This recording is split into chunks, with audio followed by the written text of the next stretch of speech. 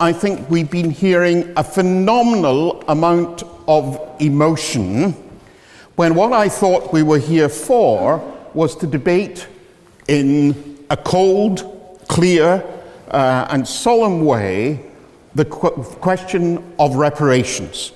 Are they or are they not a practical policy? I was told that we should never deliver moral judgments upon the past, never to impose the condescension of the present upon past times. But I think we have abandoned that. I'll immediately concede. I think moral judgments have become increasingly common in the study of history.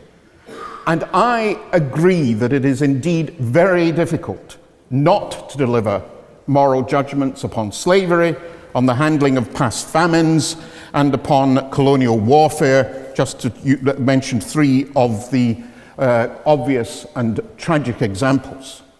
But to jump from there to reparations strikes me as the wrong direction to go. I think there is no doubt, I completely accept this, that the wealth of the United Kingdom, both as a state and as individuals, has been built on the profits of slavery, of course it has, and on the profits of many trades since then.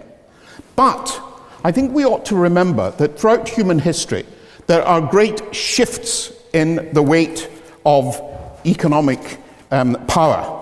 The point at issue that I would stress when you come to vote is that you must consider whether reparations are a practical policy. Scotland started to become a colony of England in the 13th century. Scotland, like Ireland, has indulged in various acts of resistance to English colonialism.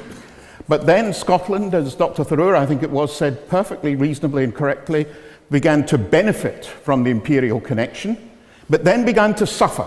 It began to suffer because its economy was slanted far too much in the direction of major heavy industries. Well, Scotland is making a comeback, and we have done it by a subtle means of reparations.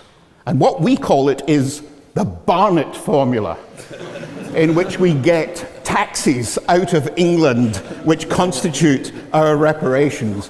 And I would say that it would be much more practical. We've talked about aid, we've talked about technical assistance, we've talked about lots of things. I think it should be done subtly.